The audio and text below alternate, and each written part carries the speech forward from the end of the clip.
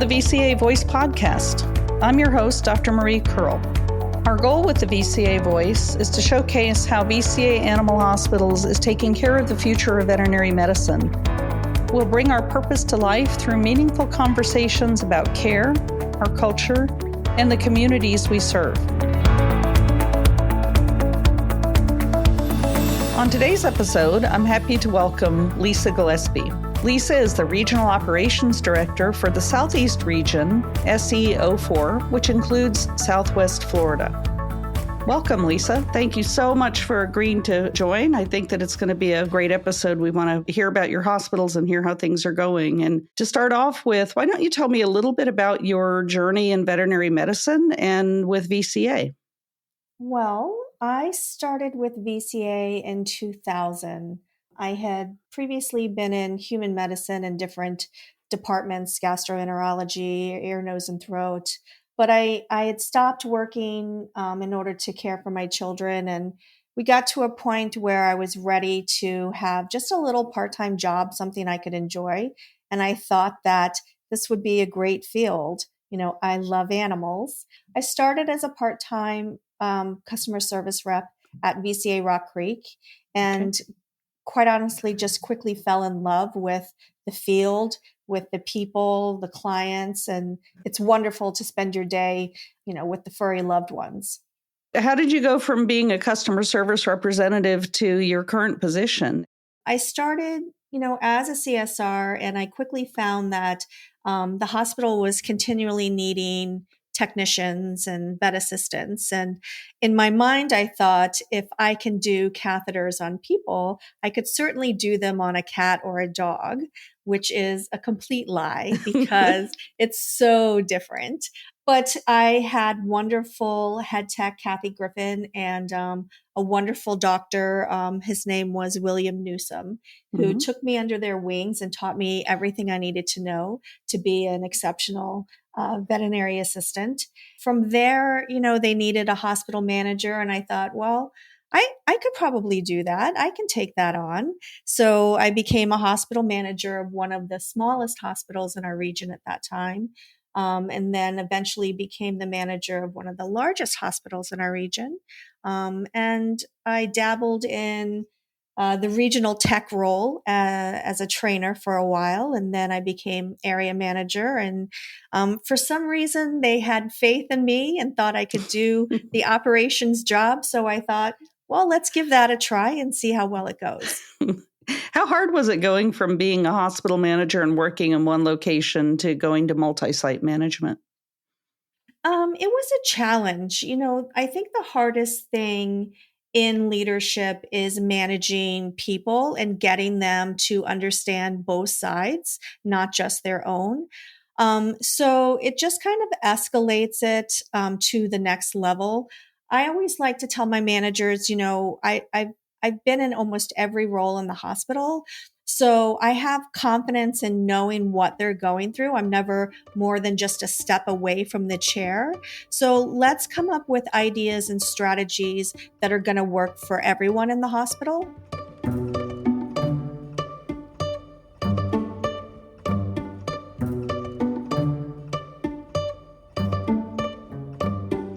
I'm going to shift gears now a little bit. The main reason I asked for you to join us is that you lead our hospitals that are in the region that has been impacted by Hurricane Ian. Can you tell me when you first started worrying that your area, your hospitals might be affected by that storm? So for me, I've been in Florida since 1968. I've weathered a lot of storms. I've watched a lot of newscasts and predictions on where these storms are, how they kind of act. For me, the biggest concern was when we started noting that the Tampa Bay had drained of water, which was pretty significant. I've never seen that happen in the state of Florida before. For me, my Southwest hospitals were just on the cusp of the cone, as they say. So they give you a predictive cone that says the eye of the storm can hit anywhere in this region. And unfortunately, people like to think it's going to be a dead center. And that's not really how these storms work. When the storm was going across Cuba, normally you'll see them shift. If they hit the mountains of Cuba or if they hit the flatlands, it'll shift. Well, it didn't shift. And that's when I just knew that it was going to be a direct hit.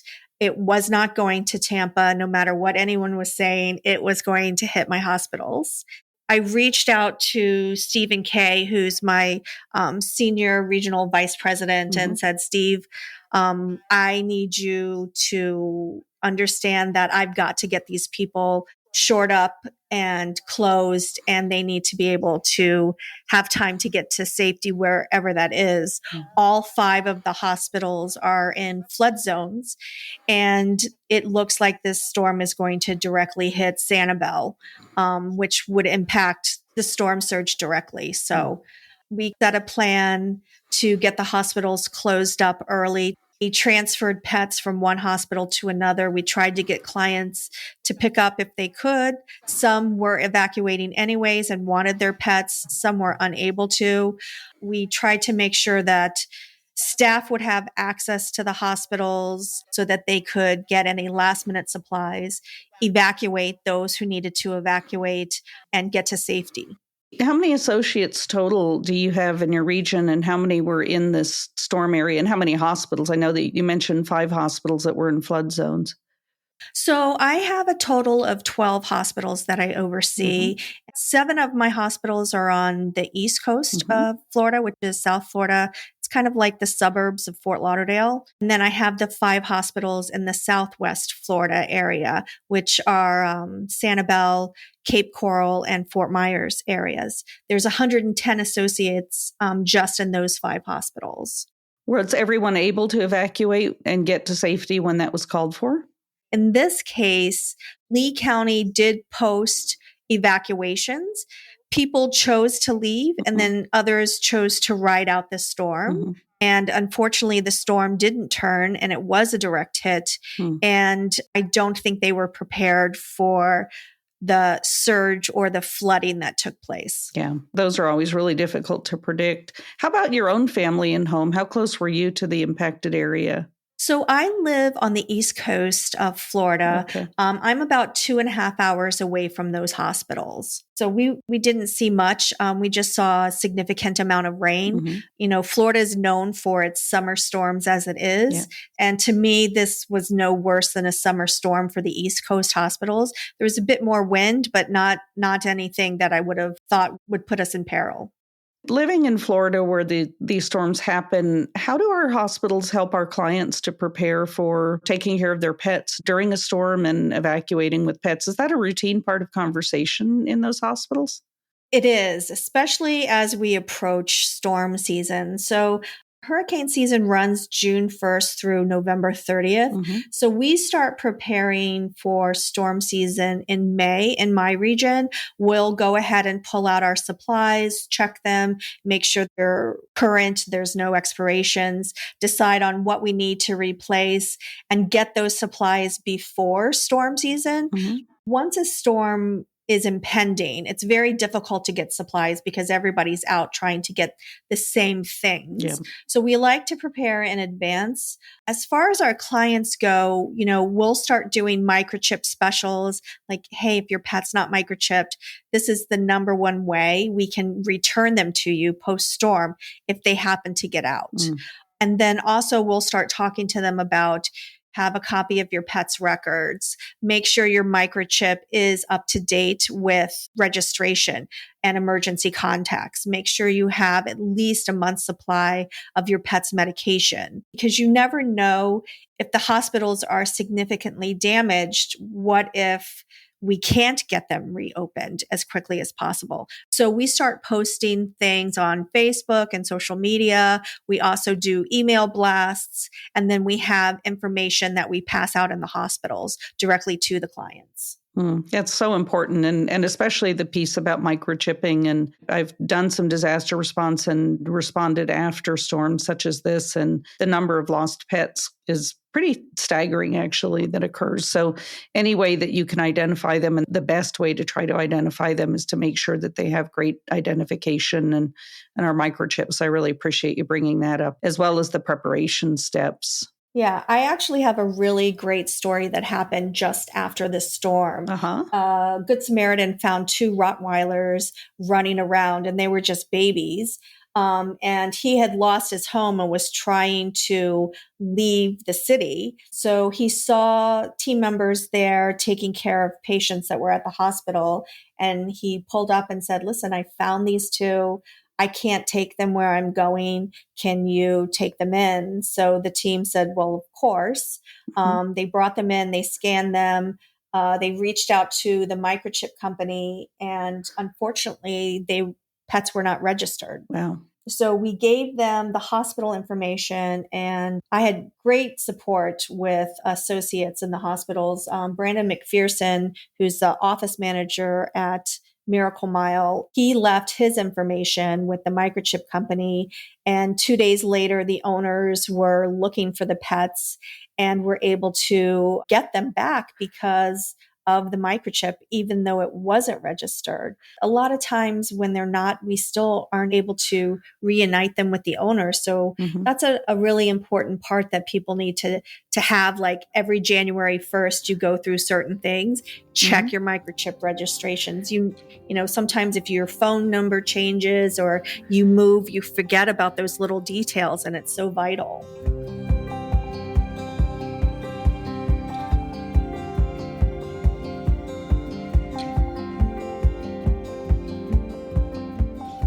Is everyone okay? All of our associates okay? And how long did it take you to find out about their safety after the storm? So luckily, all 110 associates are accounted for and well. Wonderful. Including their immediate families. It probably took us about 4 days to get an "I'm okay" from everybody. Okay. And unfortunately, you know, there's no power, so telephones aren't working. Cell towers were down. So you basically wake up to what's essentially a war zone the next morning, where it's just complete devastation, and you're just, you know, trying to wing it basically with, you know, is everyone okay? What supplies do you need? Who's not accounted for? We have a very special doctor who rode out the storm on Sanibel Island. Wow. And I don't know if you had seen on the news, but the whole causeway basically was washed away. She had 12-foot storm surge come up into her home. And it was all her husband could do to get their 90-year-old mom up to the second floor. And they rode out the rest of the storm, hoping the building would survive. I think it was close to 3 days before we were able to get word from her that she was air flighted off the island and is safe. They're all okay, right? Yes, everybody's okay. Yeah. Wonderful. So what were the most immediate needs that people had after this kind of a storm, and what kind of losses did people experience? So for me, I had 3 out of 5 of my hospital managers lose their homes to flooding and the storm surge. It was difficult because you plan on these storms and you have your supplies, but then the water comes in so abruptly and it washes or damages all of the supplies. So that was the biggest thing, getting supplies to them because there's no gas. Luckily, Gina Lindell and Kimberly West with VCA were able to get us drop shipped supplies for 110 associates for 3 days worth of supplies. We had them dropped into 2 different hospitals, and then all the associates could just go to the closest hospital for them and take what they need. So that was just a spectacular assistance because at that point they were really desperate for food and water. How are our hospitals doing? You said there are 5 that are in the storm area, and they were all closed during that time. Are they all reopened? What's going on with the hospitals? So out of the 5 hospitals, 4 are reopened. The site on Sanibel sustained some pretty significant damage and has remained closed, mostly because of the damage, but also because you can only go if you're a contractor or you live on the island. Okay. The other hospitals, Chiquita, they lost their whole roof and a window blew in. So they sustained some pretty significant wind and water damage. We were able to go in and take out the water damage, tarp the roof, and get the hospital open. We're super excited. They're getting their roof this week. So it's those little steps that you just have to say, yay, that's a win for us. Kerl was my next hospital that was damaged. The main hospital only had a minor roof leak, but their secondary building, which houses their catnap inn and their top dog grooming, was a complete loss. They lost their roof, and the inside is going to have to be completely gutted. The wind just took the inside of the hospital straight down to the studs. But then you have a hospital like Miracle Mile who just, had some minor wind damage. And we went in, we had a GC go in, assess all the buildings, make sure that they were safe. We took out any water damaged areas, assessed if we could open safely. And then, slowly one by one, we got the hospitals reopened. What kind of support does it take to get a hospital reopened again after such damage occurs?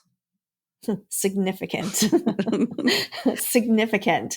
Honestly, one of the best things that took place is that Kimberly West stepped up and said, here, let me be your single point. Any issues, anything that you need, filter it through me, and she would get it out to all of the different departments. So IT was a tremendous support. Scott, Elliot, their team, we shut down servers and then had server issues trying to get them back up.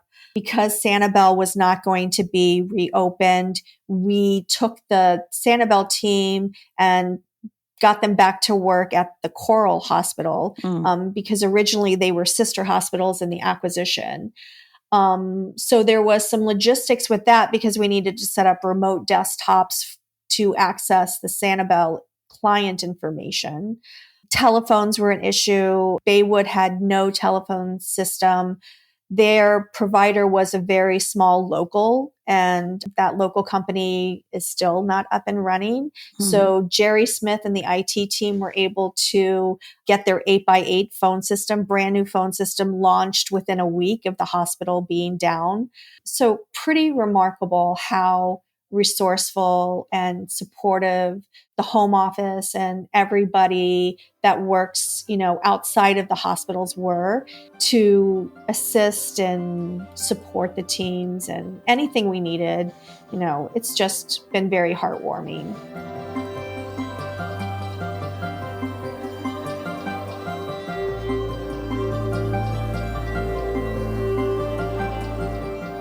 How did the pets that we were caring for during that time of the clients who just couldn't come and get them, did they all do okay? And how do we provide care for them?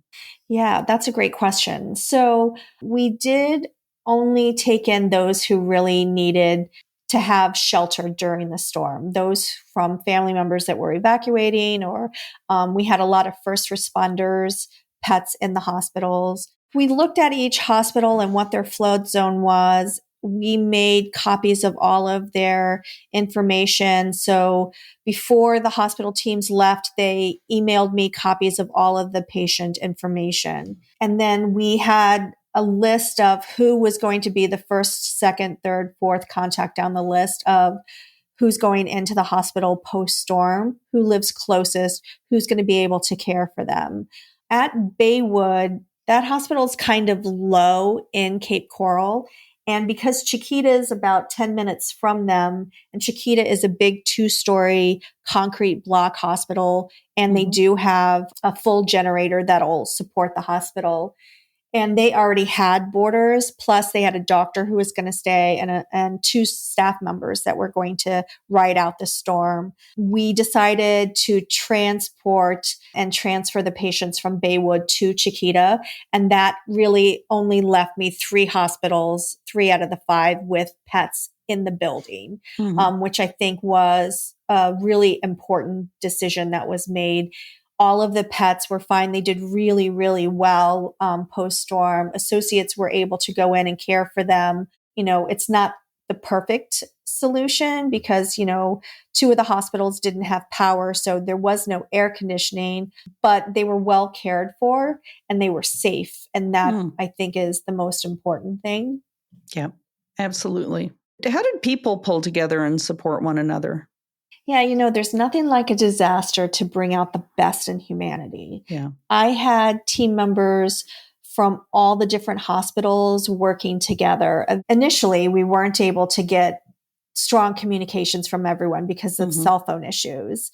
And I had hospital managers who had devastating loss who needed to be home, and other team members stepped up into the role. It gave the managers a chance to kind of just absorb the shell-shocked feeling of what they've lived through, and then you have the whole community. They all collected supplies. They were all there supporting the hospitals and myself as much as possible. We all brought supplies in. My own family, I have a brother who's a sheriff's officer. He collected supplies.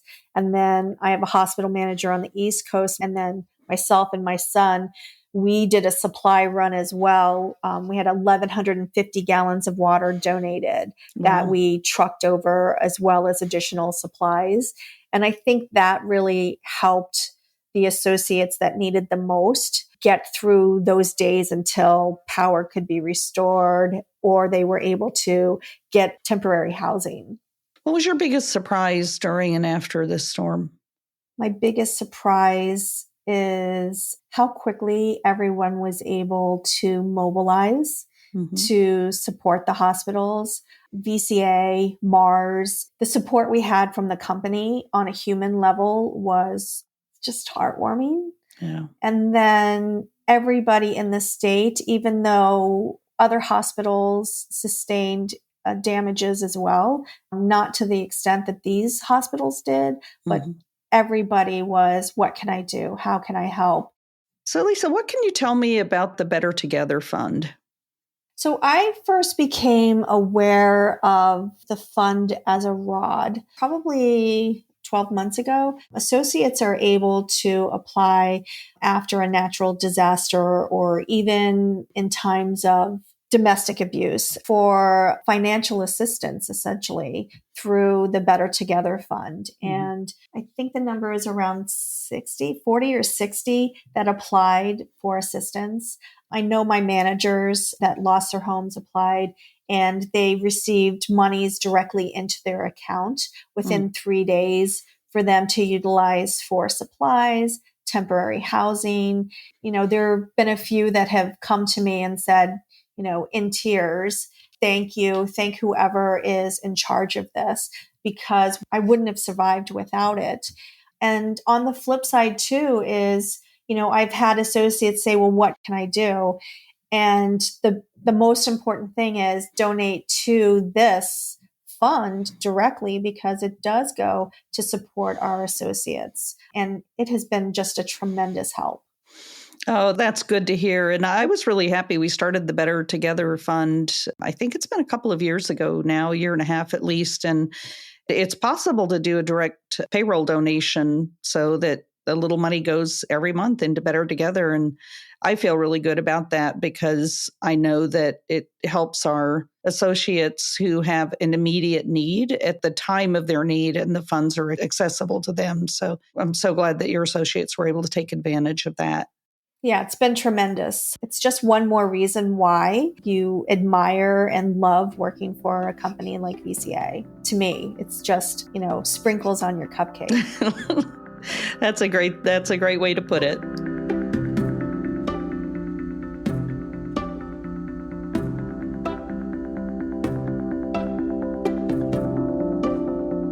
Well, we are about out of time, so I think I'll close with a question. What advice would you give to hospital teams, managers, and field managers? How do you prepare for any kind of a disaster or get ready for something of this nature? That's a really great question. Florida has hurricanes. Other states have hurricanes. Some have blizzards. Some have fires. I think the best thing we can do is to understand how weather impacts us and to be prepared for whatever it is in your area, and look at those preparations and have them on your calendar to check, do I have the supplies I need if this were to happen, so that you're ready before it happens? Because once it starts happening to you, it's really difficult to get prepared. It can be a bit chaotic. Definitely be proactive about communicating with your clients during your annuals. Hey, we are in a hurricane zone. Your pet's not microchipped. We should really do this. These are the reasons why.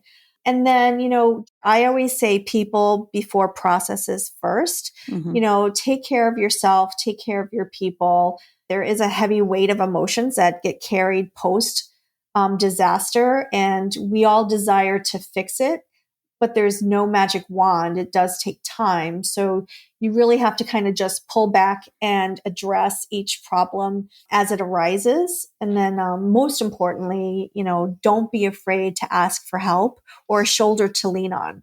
It's amazing how much support we have in VCA and with Mars and in each individual hospital. And it's just an enlightening moment when you've gone through it and you see how much is really there for you. So, well, Lisa, thank you so very much for sharing your story with us and for joining me on today's episode. It's really inspirational. I'm very sorry that our hospitals and teams have suffered this loss and have gone through this, and I'm grateful for you for helping them and for everyone pulling together. So thank you so much.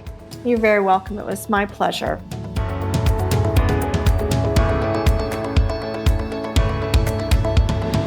Thank you so much for listening in. If you enjoyed today's episode, please consider subscribing. Don't forget to leave a review to let us know your thoughts and share the episode with friends. Follow VCA Animal Hospitals on social media at LinkedIn, Twitter, Facebook, and Instagram. For more inspiring stories, visit our website at vcavoice.com.